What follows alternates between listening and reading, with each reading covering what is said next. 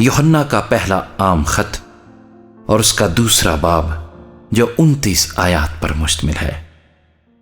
اے میرے بچوں، یہ باتیں میں تمہیں اس لیے لکھتا ہوں کہ تم گناہ نہ کرو، اور اگر کوئی گناہ کرے تو باپ کے پاس ہمارا ایک مددگار موجود ہے، یعنی یسوع مسیح راست باز، اور وہی ہمارے گناہوں کا کفارہ ہے، اور نہ صرف ہمارے ہی گناہوں کا بلکہ تمام دنیا کے گناہوں کا بھی۔ اگر ہم اس کے حکموں پر عمل کریں گے تو اس سے ہمیں معلوم ہوگا کہ ہم اسے جان گئے ہیں۔ جو کوئی یہ کہتا ہے کہ میں اسے جان گیا ہوں اور اس کے حکموں پر عمل نہیں کرتا، وہ جھوٹا ہے اور اس میں سچائی نہیں۔ ہاں، جو کوئی اس کے کلام پر عمل کرے اس میں یقیناً خدا کی محبت کامل ہو گئی ہے۔ ہمیں اسی سے معلوم ہوتا ہے کہ ہم اس میں ہیں۔ جو کوئی یہ کہتا ہے کہ میں اس میں قائم ہوں تو چاہیے کہ یہ بھی اسی طرح چلے جس طرح وہ چلتا تھا۔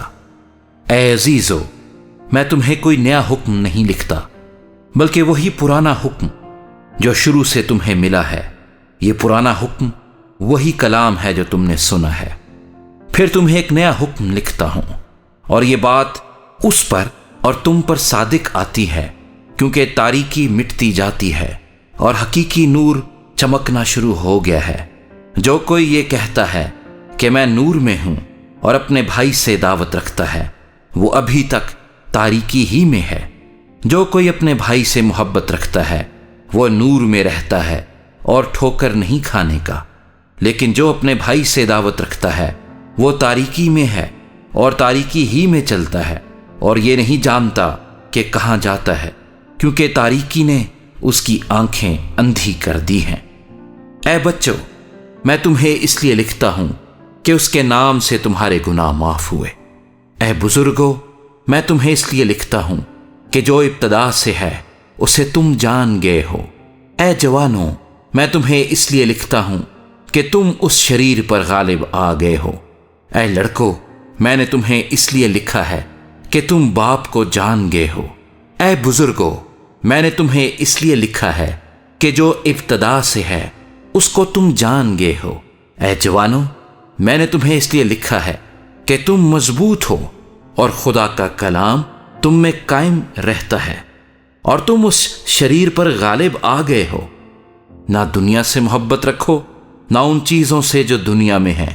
جو کوئی دنیا سے محبت رکھتا ہے اس میں باپ کی محبت نہیں، کیونکہ جو کچھ دنیا میں ہے، یعنی جسم کی خواہش اور آنکھوں کی خواہش اور زندگی کی شیخی، وہ باپ کی طرف سے نہیں بلکہ دنیا کی طرف سے ہے۔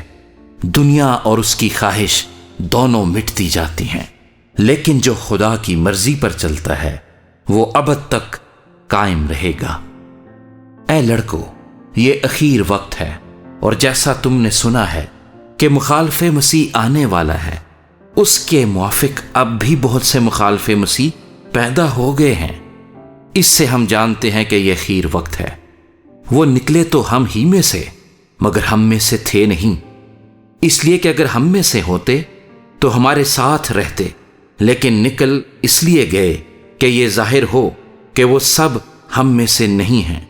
اور تم کو اس قدوس کی طرف سے بسا کیا گیا ہے، اور تم سب کچھ جانتے ہو۔ میں نے تمہیں اس لیے نہیں لکھا کہ تم سچائی کو نہیں جانتے، بلکہ اس لیے کہ تم اسے جانتے ہو، اور اس لیے کہ کوئی جھوٹ سچائی کی طرف سے نہیں ہے۔ کون جھوٹا ہے سوا اس کے جو یسوع کے مسیح ہونے کا انکار کرتا ہے؟